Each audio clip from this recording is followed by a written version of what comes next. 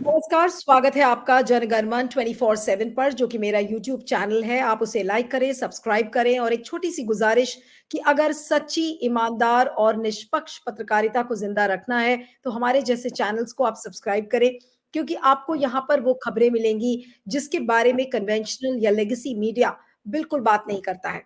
इस समय चुनाव का सीज़न है, चुनाव के बीच में लोग भूल चुके हैं कि जिस समय कोविड हुआ था, तो कोविड के पीरियड के दौरान कितने लोगों की जानें चली गई थी और कई लोगों ने और इसके कई मिसालें आपको विदेश के कोर्ट्स में मिल गए हैं, जहाँ पर लोगों ने ये पाया कि कॉर्पोरेट्स ने, जो बड़ी-बड़ी कोविड कंपनियाँ थीं, उन्होंने लोगों से झूठ बोला और झूठ बोलकर लोगों को झांसा दिया कि देखिए ये कोविड कितनी भयानक बीमारी है, आपको वैक्सीन लेनी ही पड़ेगी। यानी कि लोगों को धोखे से वैक्सीन दी गई। इसके पहले भी कई मामले ऐसे सामने आ चुके हैं, वैक्सीन्स रिकॉल हुई हैं। और अब एक बड़ी खबर नीदरलैंड्स के कोर्ट से आ रही है, जहां से जो फाइजर के सीईओ हैं, उनको ऐसा लग रहा है कि जेल हो सकती है, क्योंकि नीदरलैंड्स के एक कोर्ट ने के एक जज हैं, जो कि अब इस मामले की छानबीन करेंगे कि फाइजर के सीईओ ने जिस तरीके के बड़े-बड़े दावे किए थे, उसमें कितनी सच्चाई है, उसमें कौन-कौन से लोग हैं, वो शामिल होंगे। तो फाइजर के जो सीईओ हैं, उनका नाम है अल्बर्ट बुर्ला, और जूलियन असैंज ने भी इस खबर को ट्वीट किया है। उन्होंने कहा है कि Pfizer CEO Albert Burla may face prison, accused of deceiving billions about COVID vaccine safety, families devastated, children harmed, and lives wrecked, all for profit. यानी कि केवल और केवल मुनाफाखोरी की वजह से इन कंपनीज ने, जो कोविड कंपनियां थी, उन्होंने लोगों को मूर्ख बनाया। A Dutch court has intervened, poised to hold Big Pharma accountable in what could become the world's biggest scandal of betrayal. Justice is finally knocking. अब ये जो पूरी चीज है, अब जो इस कोर्ट के जो जज हैं, वो अब इस पूरे मामले की छानबीन करेंगे। किस तरीके की कॉल्स आई हैं, लोगों को किस तरीके से गुमराह किया गया है, वो सारी चीज़ों की जानबीन होगी। और अगर इसमें गिल्टी पाए जाते हैं फाइज़र के सीईओ, तो उनको जेल होगी। ये एक बड़ा मामला इस समय आ रहा है और इसी के बारे में हम बातचीत करेंगे। हमारे साथ 2 खास मेहमान इस समय जुड़ रहे हैं। डॉक्टर अमिताभ बैनर्जी, जो कि एमडी हैं नमस्कार। और एपिडेमियोलॉजिस्ट हैं, और आपका बहुत-बहुत स्वागत है। और काफ़ी मुखरता से उन्होंने कोविड के दौरान अपनी चीज़ों को देखा है। हमारे साथ प्रकाश पोहरे साहब हैं, जो कि एडिटर इन चीफ है डेली देशोन्नति ग्रुप के। इनका खुद का भी एक ग्रुप है और इन्होंने एक मुहिम भी छेड़ी हुई थी जिस समय कोविड चल रहा था। कोविड के दौरान इनके चैनल को स्ट्राइक किया गया, क्योंकि वो लगातार इन बातों को कह रहे थे कि कोविड वैक्सीन किस तरीके से लोगों को झांसे से दी गई है, लेकिन कई बार उनके चैनल को रोकने की भी कोशिश की गई। तो आज मैंने सोचा कि प्रकाश जी से भी इस पर बात की जाए। प्रकाश जी, आपका बहुत-बहुत स्वागत है। और आज की चर्चा मैं डॉक्टर अमिताभ बैनर्जी से शुरू करूँगी कि ये क्या है? आपको क्या लगता है कि फाइज़र के सीईओ को वाक़ई में जेल हो सकती है, अगर पूरी ईमानदारी के साथ नीदरलैंड्स का ये कोर्ट इस पूरे मामले की छानबीन करता है? बिल्कुल नीलू जी, अगर अच्छे से छानबीन करेगा और हमारे अगर विटनेस इंडिपेंडेंट रहेंगे, और सबूत तो काफ़ी दिनों से इकट्ठे हो रहे थे, और ये बहुत बड़ी बात है कि इतने दबाने के बाद भी ये मामला कोर्ट ने स्वीकार किया है। ये एक दिखाता है कि शायद कुछ नया लहर अभी जो चल रहा था दबाने का, उसके बावजूद भी अगर कोर्ट ने इसको एक्सेप्ट किया, इसको रिट पिटीशन या जो भी लिटिगेशन को लिया है हियरिंग के लिए और छानबीन के लिए, ये एक सही में बहुत बड़ा ये है। इतने, क्योंकि अभी तक जितने हो रहे थे, हमारे जो कोर्ट ने केसेस को डिसमिस कर देते थे कि इसमें वैक्सीन हेजिटेंसी होगा या मिस इन्फॉर्मेशन होगा, और जितने भी वैक्सीन के दुष्प्रभाव के काफ़ी डेटा आ रहे थे, बड़े डेटा से भी पता चल रहे थे। अमेरिका में भी जब वैक्सीन रोल आउट किया था, जो यंग पीपल है, वर्किंग क्लास है, जहाँ पे उन्होंने कंपलसरी किया था, वैक्सीन मैंडेट किया था, सडन डेथ्स बढ़ गए थे। ये रिकॉर्डेड डेटा है, ऑस्ट्रेलिया से डेटा है। ऑस्ट्रेलिया में सडन डेथ बढ़ गए थे वैक्सीन रोल आउट के बाद, और इसको दूसरे देशों में छुपाया जा रहा था कि ये लॉन्ग कोविड से हो रहा है, वैक्सीन से नहीं हो रहा है। पर ऑस्ट्रेलिया का डेटा से साफ दूध का दूध और पानी का पानी हो जाता है, क्योंकि ऑस्ट्रेलिया में इतना कंट्रोल किया था, कोविड केसेस बहुत कम हुए थे। तो कोविड केसेस अगर नहीं हुए थे, तो फिर बाद में जब वैक्सीन रोल आउट किए थे, मायोकार्डाइटिस के रेट्स बढ़ गए थे। ये मुद्दा सबसे स्ट्रॉन्ग मुद्दा है। डच कोर्ट में भी ये मुद्दा सबसे स्ट्रॉन्ग है। अभी इसके बाद साइंटिफिक जर्नल्स को भी इन्होंने प्रेशर इतना डाला है कि अभी कुछ दिन पहले जो ऑटोप्सी के स्टडीज थे जो पब्लिश हो चुके थे, उसके ऊपर दबाव डाल के वो स्टडी को रिट्रैक्ट कराया गया, उस स्टडी को कैंसिल कराया गया। तो ये सब चल रहा था। और हमारे देश में भी बीएचयू ने जो स्टडी किया था कोवैक्सीन का, वो छप चुका था, इंटरनेशनल जर्नल में छप गया था, 6 महीने पीयर रिव्यू था। उसके बावजूद भी उसके अगेंस्ट भारत बायोटेक और आईसीएमआर ने कोर्ट केस का धमकी दिया। उन्होंने कितने करोड़ का उनको कंपेंसेशन मांगा है। तो ऐसे में रिसर्च दबाया जा रहा है, साइंस को दबाया जा रहा है, न्याय को भी दबाया जा रहा था।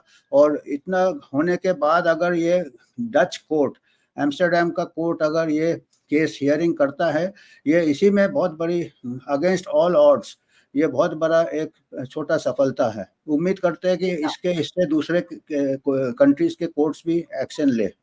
नहीं, तो अब सवाल ये है कि अगर एम्स्टर्डम का कोर्ट अगर इस तरीके की छानबीन कर सकता है, जांच पड़ताल कर सकता है, तो क्या हमारे देश की जुडिशरी भी जगेगी? क्या ऐसे पिटिशंस आएंगे? क्या इतनी लोगों में जागरूकता होगी कि वो लोग भी आगे आकर और इसी तरीके से चुनौती दें बड़ी-बड़ी कोविड कंपनीज को? क्या ऐसा लगता है आपको कि होगा हमारे देश में? हमारे देश में होना चाहिए, क्योंकि कुछ दिन पहले ही कुछ ऐसे जजमेंट दिए थे हमारे कोर्ट ने। एक तो कहा था कि अभी भूल जाइए, कोविड हो गया है, भूल जाइए। तो ये बात को भुलाने की कोशिश कर रहा है, पब्लिक मेमोरी शॉर्ट है, उसके ऊपर साइकोलॉजी पे खेल रहे हैं। दूसरा, वकील को भी पूछा था कि भी आपने भी तो वैक्सीन लिया, आपको तो नहीं हुआ, तो आप क्यों पब्लिक इंटरेस्ट लिटिगेशन को आगे बढ़ा रहे हैं। तो ऐसे छोटे छोटे इसमें सीरियसली नहीं ले रहे थे कोर्ट हमारे। और ये साफ है कि जबकि हमारे यहाँ कुछ यंग लोगों के केसेस एस्टेब्लिश हो गए थे कि ये वैक्सीन से डेथ हुआ है। स्नेहा लूनावत का केस चल रहा है मुंबई हाई कोर्ट में, और भी केस जो सुप्रीम कोर्ट में चल रहे हैं, उसमें भी ये जबकि पूरा एविडेंस है, इसके बाद भी इसको दबाया जा रहा है। पर अगर दूसरे देशेस में ऐसे होते हैं, और जैसे कि ये फाइजर के अगेंस्ट केस चल रहा है, एस्ट्राजेनेका बहुत कम कंट्री में दिया गया था। एस्ट्राजेनेका के ट्रायल्स के दौरान अमेरिका में रिकॉर्डेड डेटा है, ट्रायल्स के दौरान अमेरिका में दुष्प्रभाव काफ़ी हुए थे, वुमेन को, यंग वुमेन को स्ट्रोक्स हुए थे, सीजर्स हुए थे। तो एस्ट्राजेनेका को उन्होंने लाइसेंस नहीं मिला था अमेरिका में। और यूरोपियन कंट्रीज में एस्ट्राजेनेका को सस्पेंड कर दिया गया था, क्योंकि वो मायोकार्डाइटिस के अलावा वो क्लॉटिंग हो रहे थे। मायोकार्डाइटिस ये mRNA वैक्सीन से ज़्यादा हुए, एस्ट्राजेनेका से brain stroke in women and clotting disorders हो रहे थे। और आपको मालूम है कि यूके कोर्ट में भी एस्ट्राजेनेका ने कबूल किया साइड इफेक्ट और इसको विड्रॉ किया। पर हमारे देश में मैक्सिमम 80% लोगों को एस्ट्राजेनेका दिया गया है, जबकि वो ज़रूरत भी नहीं था, क्योंकि 80% लोगों को ऑलरेडी नेचुरल इन्फेक्शन हो गया था जब तक वैक्सीन रोल आउट किया था। तो ये एक बहुत एक प्रकार से मेडिकल नेग्लिजेंस कहेंगे या मास स्केल मेडिकल नेग्लिजेंस कहेंगे, क्योंकि ये एक जो harm, first do no harm है, उसको नज़रअंदाज करते हुए नेचुरल इम्यूनिटी, क्योंकि ऐसा नहीं कह सकते कि नया वायरस है, किसी को साइंटिस्ट को कुछ मालूम नहीं था, सब इसके एविडेंस आ गए थे, स्टडीज आ गए थे, इजराइल के स्टडीज आ गए थे, क्लेवलैंड क्लिनिक के स्टडीज आ गए कि नेचुरल इम्यूनिटी के बाद अच्छा इम्यूनिटी होता है, नेचुरल इम्यूनिटी से बचाव शक्ति अच्छा होता है, वैक्सीन उससे ज़्यादा बचाव नहीं दे सकता है। इसके बाद भी अगर आपने मास वैक्सीनेशन रोल आउट किया, जब हमारे देश में पूरा नेचुरल इम्यूनिटी आ गया था एक प्रकार से, तो और जो एक और दुख की बात यह है कि एस्ट्राजेनेका के side effects, clotting disorders young people में ज़्यादा होते हैं, बिलो 40 ईयर्स, बिलो 30 ईयर्स। और यूके में ये बिलो 50 ईयर्स तो बिल्कुल बैन कर दिया था यंग पीपल में, और हमारे देश में 80% पॉपुलेशन बिलो 40 ईयर्स है। तो आप देखिएगा कि जिसको ज़रूरत नहीं था, जिसके नेचुरल इम्यूनिटी हो गया था, और जिसको कि साइड इफेक्ट्स भी ज़्यादा थे, एस्ट्राजेनेका या जिसको कोविशील्ड कहते थे हमारे देश में, उसके साइड इफेक्ट्स भी ज़्यादा थे। तो अगेंस्ट बोथ द एविडेंस आपने लार्ज स्केल लोगों को एक्सपोज कर दिया टू अ वैक्सीन जिसके आपको साइड इफेक्ट्स नहीं मालूम है, जिसके आपको लॉन्ग टर्म साइड इफेक्ट्स नहीं मालूम है, शॉर्ट टर्म मालूम हो गए हैं, फिर भी आप उसको दबाने की कोशिश कर रहे हो।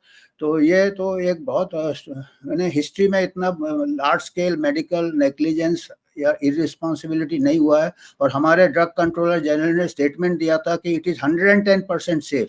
वो स्टेटमेंट के ऊपर ही इनको अकाउंटेबल घोषित किया जा सकता है। ठीक है, अब मैं प्रकाश जी के पास आती हूँ कि प्रकाश जी, जो ये फाइज़र का जो सीईओ है and he is facing a potential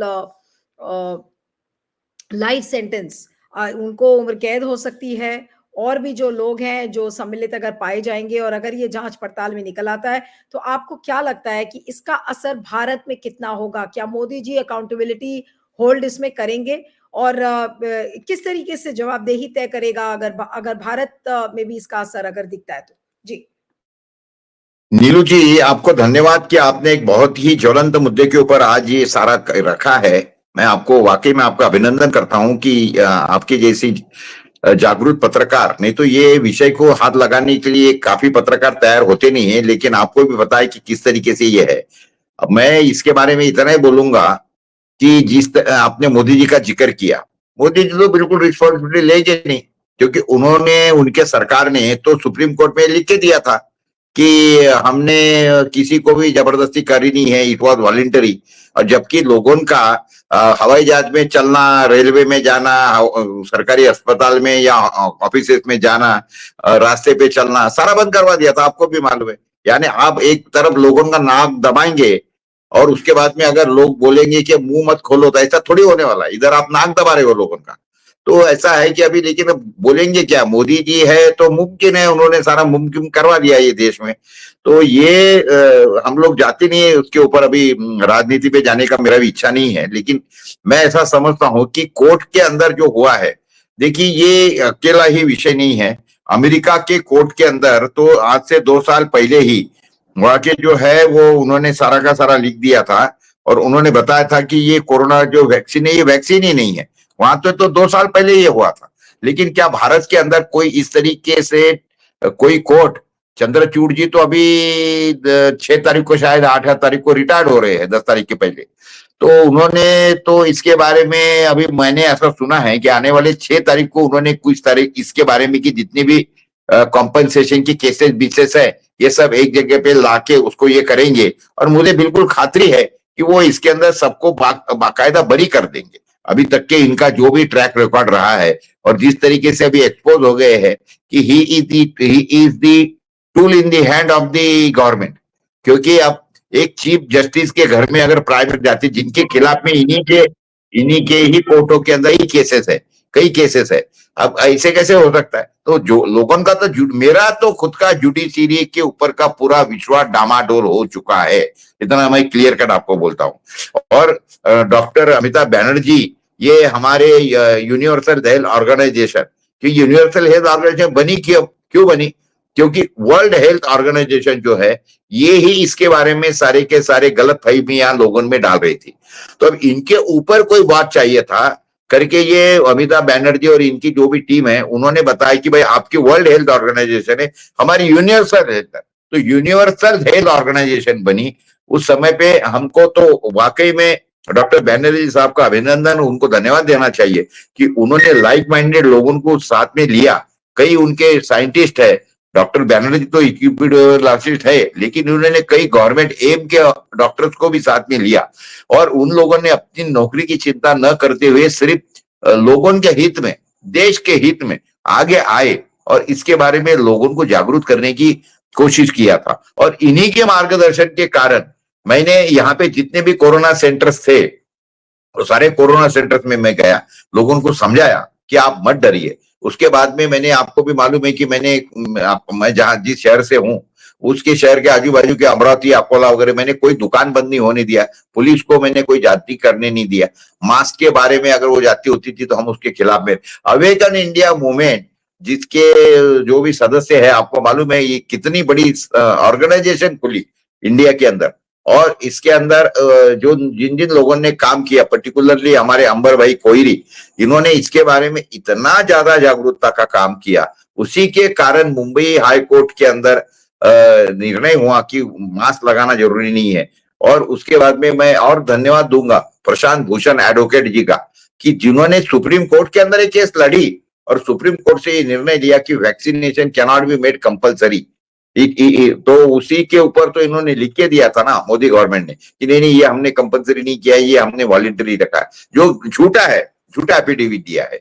लेकिन ये सारे इसके अंदर का मुझे बहुत खुशी है आज कि ये कम से कम भारत के अंदर तो ये किसमें हिम्मत नहीं थी, लेकिन ये जो फाइजर के खिलाफ में आज जो निर्णय वहां के कोर्टों ने दिया है, वाकई में मेरा विश्वास जो है न्याय व्यवस्था के ऊपर का सुदृढ़ हो रहा है। यानी फॉरेन की, भारत के न्याय व्यवस्था के ऊपर का मेरा विश्वास पूरा उड़ चुका है।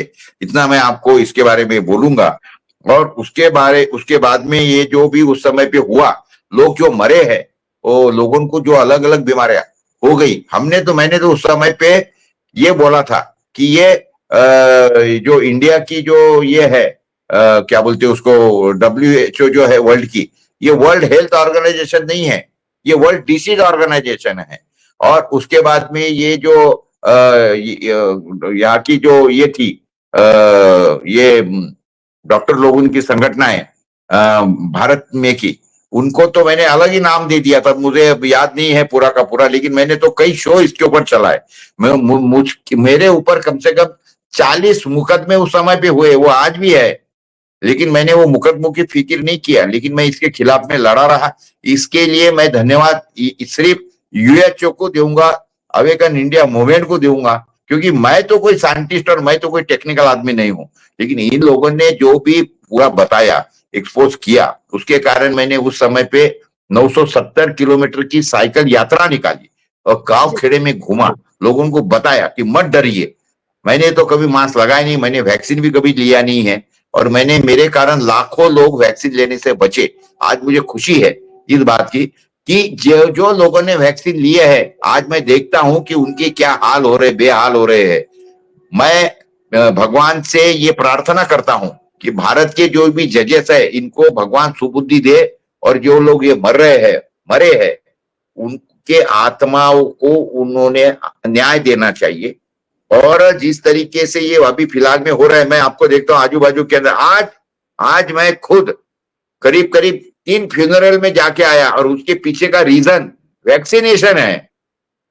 लोगों को कार्डियक अरेस्ट हो रहा है, उसके बाद में उस समय पे तो आपको मालूम है म्यूकोरमाइकोसिस, हाइपर कैप्निया, क्या क्या बीमारियां, नई बीमारियां खोज रहे थे ये सारे के सारे, और वो सारी के पीछे का रीजन जो था ये वैक्सीनेशन प्लस मास्किंग, ये सारा का सारा था। और डॉक्टर अमिताभ बैनर्जी, ये उनकी सर्विस है दांव पे लगा के लोगों के, उसके बाद में इनकी जितनी भी टीम है ये यूनिवर्सल हेल्थ ऑर्गेनाइजेशन की, वाकई में इन लोगों का धन्यवाद देना चाहिए कि इन्होंने वाकई में देश प्रेम का एक भयंकर काम किया है, और उसके कारण कई लोग बचे जिन्होंने वैक्सीन नहीं लिया। मैंने उस समय पे कई वीडियो रिलीज किए थे जिसका आपने जिक्र किया मेरे चैनल के ऊपर, उसके कारण बैन लगा दिया था, तो हमने उसकी फिक्र नहीं किया, हमने नया चैनल खोला, और लेकिन लोगों को जागरूक करने का लगातार काम करते रहे। और मैं वाकई में अनिल जी आपको धन्यवाद देता हूं कि आपने ये जो भयंकर एक सब्जेक्ट है उसको छेड़ा और उसके ऊपर आपने ये करने का सोचा, वाकई में थैंक यू वेरी मच जी। अब मैं वापस डॉक्टर अमिताभ बैनर्जी के पास आती हूँ कि अमिताभ बैनर्जी, क्या चीज बदलेगी आपको लगता है इस डच कोर्ट की जो पड़ताल अब शुरू होगी उससे, और किस तरीके का असर पूरी दुनिया में हो सकता है, भारत में हो सकता है? क्या वाकई में लोगों में वो जागरूकता आएगी कि लोग सरकारों को, सब देश के सरकारों को कटघरे में खड़ा करेंगे कि भाई आप लोगों ने जबरन लोगों की जान ली है, और ये कितना बड़ा एक स्कैंडल के रूप में उभर सकता है? अगर एक वाकई में एक अवेकनिंग होगी तो ये इस डच इन्वेस्टिगेशन का क्या असर पड़ेगा? इसमें बहुत अच्छा सवाल है, और इसमें एक बहुत तगड़ा स्पीड ब्रेकर का ये करेगा। स्पीड ब्रेकर इस सेंस में, सरकार तो सब इन्फ्लुएंस में आ जाती है, जितने फार्मा कंपनी सरकार चला रही है। आर्म्स कंपनी पहले चलाती थी, लड़ाइयाँ लगाती थी, आर्म्स का धंधा होता था, आजकल फार्मा का धंधा होता है। तो सरकारें के पास कोई ऑटोनॉमी नहीं है, सरकार बाध्य हो जाते हैं। देखे आपने इलेक्ट्रल बॉन्ड्स में कितने ये कॉम्प्रोमाइज हो गए हैं। हर जगह हर सरकार is under the influence of big money and big pharma. तो अगर एक फार्मा कंपनी कटघरे में खड़ी होती है, और फाइजर के अगेंस्ट पहले भी कई केस हार चुकी है, बिलियंस डॉलर्स उन्होंने दिए हैं कंपनसेशन में, पर अगर इसमें इम्प्रिजनमेंट होता, बड़ा कोई ये होता, तो एक प्रकार से स्पीड ब्रेकर होगा कि pharma would be more careful कि आगे ऐसा ना करे, क्योंकि आगे एक बार कोविड एक रिहर्सल था कि मास वैक्सीनेशन, लोगों को डरा के अगर हम मास वैक्सीनेशन लगा सकते हैं, तो आपको मालूम है कि अभी वो पैंडेमिक टीटी लाने की कोशिश कर रहा है, आए दिन वो मंकी पॉक्स को उन्होंने डिक्लेयर कर दिया पब्लिक हेल्थ इमरजेंसी। अब कितने केसेस, एक भी कोई मर नहीं रहा मंकी पॉक्स से, तो मंकी पॉक्स का वैक्सीन ऑलरेडी बन गया है, हमारे इंडिया में भी बन गया है, 3 महीने पहले स्टेटमेंट आया। एक चीज है, मान लीजिए कि फाइजर के सीईओ को जेल हो जाती है और जाहिर सी बात है कि वहां की सरकार कटघरे में खड़ा किया जाएगा, तो क्या अपने देश में मोदी जी भी जेल जाएंगे? क्या अगर अपने देश में इस तरीके के पिटिशंस फाइल होते हैं तो क्या मोदी को भी जेल होगी? क्या मोदी सरकार के जितने भी लोग हैं, चाहे वो आईसीएमआर के हों, चाहे वो तमाम डॉक्टर्स हों जिन्होंने वैक्सीन को एंडोर्स किया, क्या उन सबको जेल होगी? एडवाइजर्स को तो जाना चाहिए, या अकाउंटेबिलिटी उनके होना चाहिए, क्योंकि मोदी जी जो है, जैसे आपका यूके का प्राइम मिनिस्टर सुनक ने कह दिया था भाई मैंने तो वो किया, उनको भी घेरा था, जिनको वैक्सीन के पीड़ित लोग ने घेरा था क्वेश्चन आंसर में, तो उन्होंने तो बोल दिया भाई मैं तो अपने हेल्थ एडवाइजर के इसमें चला था। तो मोदी जी है, कोई भी प्राइम मिनिस्टर हो, वो तो उनके पास ये एक बचाव का ये रहता है, शील्ड रहता है कि हमारे एडवाइजर्स है, और एडवाइजर्स को भुगतना चाहिए, क्योंकि वो एडवाइजर्स जो कह रहा है राजा उसी की बात सुन रहा है, क्योंकि उसको कैरियर प्रमोशन होता है, उसको पावर आता है एक प्रकार से। जो साइंस में जो है, हमारे जो साइंटिफिक एडवाइजर है, वो साइंस कम करते हैं, पॉलिटिक्स ज़्यादा करते हैं हायर लेवल में। यही एक हमारे दुख की बात है। हमारे जो बॉडीज है, इवन आईसीएमआर है, वो पूरा बिल गेट्स फाउंडेशन के साथ एमओयू साइन किया है भारत बायोटेक से, तो वो इंडिपेंडेंट तो रह ही नहीं सकते, वो रिसर्च ग्रांट उनको मिलता है। तो ये सब अभी जब इन्होंने इसके फायदे लिए हैं, तो इनके रिस्पॉन्सिबिलिटी भी लेने चाहिए, अकाउंटेबिलिटी लेनी चाहिए, और इनको कटघरे में भी शायद खड़े करने चाहिए, क्योंकि तभी जाके, क्योंकि ये फिर आगे भी ऐसा होता रहेगा, आगे कभी भी पैंडेमिक डिक्लेयर करने की तैयारी कर रहे हैं, कभी मंकी पॉक्स, कभी इबोला, कभी नीपा, और हमारे यहाँ रोज टीबी से 1400 लोग मर रहे हैं। आपको मालूम हो शायद कुछ महीने पहले टीबी की दवाइयाँ 4 महीने के लिए गवर्नमेंट स्टॉक में नहीं थी, लोगों को टीबी के मरीज को दवाई नहीं मिल रहा था, जो कि जिससे भी 1400 लोग रोज मरते हैं। और हम मंकी पॉक्स में जबकि 4 केस हो गए हैं, उसके लिए अब पब्लिक हेल्थ इमरजेंसी डिक्लेयर किए हैं, वैक्सीन बना के रखे हैं, निपा के लिए वैक्सीन बना के रखे हैं, इबोला के लिए बनाए। तो ये एक एक करके पैंडेमिक लाते रहते हैं, अगर ऐसे केसेस नहीं होंगे तो ऐसे केसेस होने से एक प्रकार से रुकावट होगा, एक प्रकार से वार्निंग होगा कि आप कुछ भी नहीं कर सकते मनमानी, और साइंस ऊपर आएगा। क्योंकि अभी जितने साइंटिस्ट बोल रहे हैं उनको दबा दिया जा रहा है, मेडिकल जर्नल से उनके पेपर्स निकाल दिए जा रहे हैं, पब्लिश्ड पेपर्स निकाल दिए जा रहे हैं, और उनको दूसरे टाइप के पेपर्स पब्लिश कर रहे हैं जो कि वैक्सीन प्रमोट कर रहे हैं। आज के तारीख में भी लैंसेट में हो रहा है, न्यू इंग्लैंड जर्नल में हो रहा है। तो ऐसा चल रहा है। तो अगर ऐसे कोर्ट में अगर स्ट्रॉन्ग स्टैंड लिया, तो एक प्रकार से फुल स्टॉप या स्पीड ब्रेकर कम से कम लगेगा। चलिए, तो देखना होगा कि डच के इस कोर्ट का इन्वेस्टिगेशन ये किस एक्सटेंट तक आगे बढ़ता है, और अगर फाइजर के सीईओ को जेल होती है तो फिर वाकई में दुनिया में एक नई जागरूकता पैदा होगी, बाकी देशों में भी। प्रकाश जी कुछ कहना चाह रहे हैं? जी सर, बोलिए। नहीं, मैं नीलू जी और इतना ही बोलना चाहूंगा कि देखिए, भारत के लोगों को ये पता नहीं है कि उनकी जान बचाने वाले जो पर्दे के पीछे के लोग हैं वो कौन कौन है। उन लोगों ने धन्यवाद देना चाहिए। उनको मालूम नहीं है कि डॉक्टर एडवोकेट नीलेश ओझा जी ने इसके बारे में कितना काम किया है, भयंकर काम किया है। उनके बारे में सारे कोर्टों के अंदर ये डाला है, और ये वैक्सीन के खिलाफ में उनका जो प्रोफेशन है वो प्रोफेशन को दांव पे लगा के नीलेश ओझा ने काम किया है।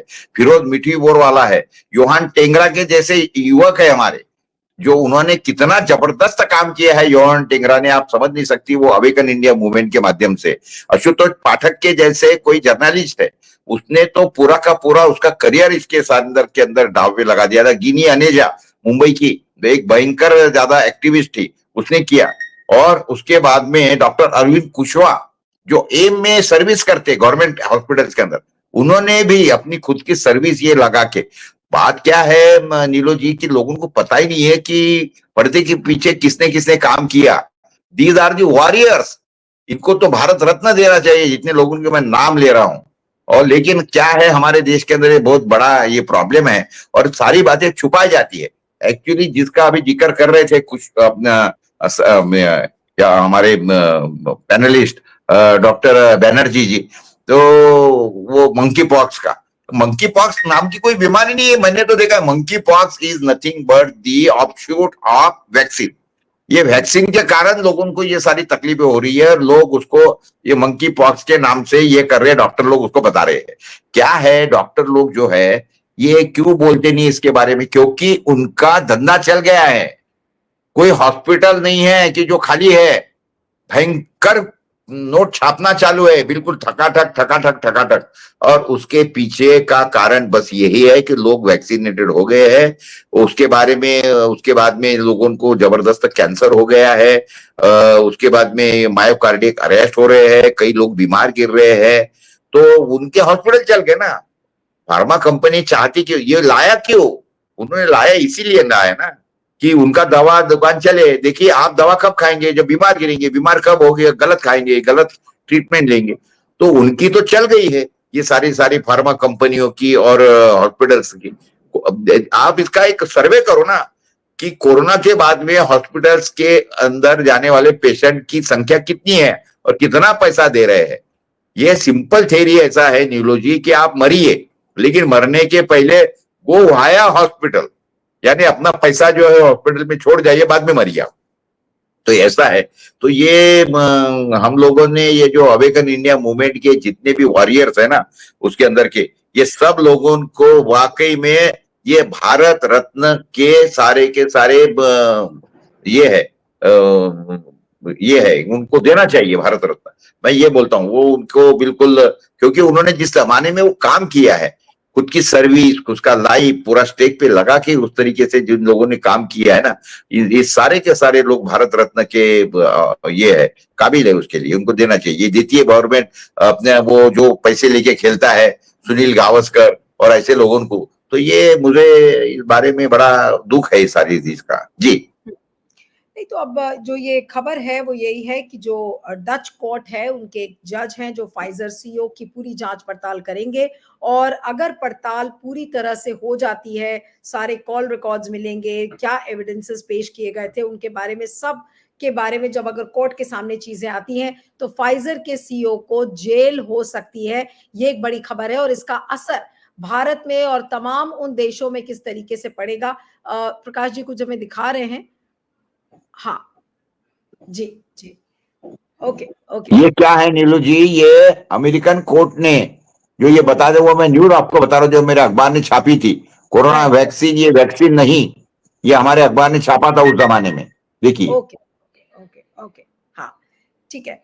तो अब इसका, इस खबर का असर क्या होगा अगर फाइजर के सीईओ को जेल होती है, सजा होती है, तो विश्व की जो बाकी सरकारें हैं वहां पर जुडिशरी क्या जगेगी और उस तरीके से सारी मोदी जी को कब जेल होगी, मोदी जी ने बोला था ये वैक्सीन ले लो आप, और वैक्सीन के इसके ऊपर सर्टिफिकेट मोदी जी ने छापा, मोदी जी ने कंपलसरी करवाया, मोदी जी ने लॉकडाउन करवाया, बाकी का छोड़ो। मोदी जी को कब होगी जेल, और मोदी जी को ये मानेंगे, मोदी जी ने कम से कम माफी मांगनी चाहिए इसके बारे में कि मेरी गलती होगी, ये मैंने भूल से कर दिया, इतना तो कम से कम बोलो जी। चलिए, तो अब देखना होगा कि क्या इस केस में होता है, लेकिन सबकी निगाहें टिकी होंगी कि फाइजर के सीईओ का क्या हश्र होता है और इतनी बड़ी जांच पड़ताल के बाद। वो अदर पूना वाला जो है, अदर पूना वाला, उसके ऊपर तो हमने 10,000 करोड़ रुपए का मैंने दावा ठोका इसके ऊपर। ये भारत की पूरी पब्लिक के मार्फत मैंने ठोका है कि तुम्हारे वैक्सीन के कारण कितने लोग मरे हैं, और वो तो जाके बैठा है फॉरेन के अंदर। या अदर पूना वाला जो है ना, ये जो कोविशील्ड वैक्सीन वाला है, उसके कारण तो सबसे ज्यादा डेंजरस जो है वो कोविशील्ड वैक्सीन है। इसको तो पहले जेल में बैठाना चाहिए। ये भारत में आने की अभी हिम्मत नहीं कर रहा है, उसको मालूम है कि यहाँ जेल होने वाली है, उसको लोग मारेंगे, उसको जूतों से मारेंगे। अब देखना होगा कि जो ये डच कोर्ट का जो फैसला आता है और अगर फाइजर के सीईओ को जेल होती है तो इसका क्या असर होगा। आप दोनों का बहुत बहुत शुक्रिया, doctor Amitabh Banerjee, Prakash Pore ji, thank you so much for joining.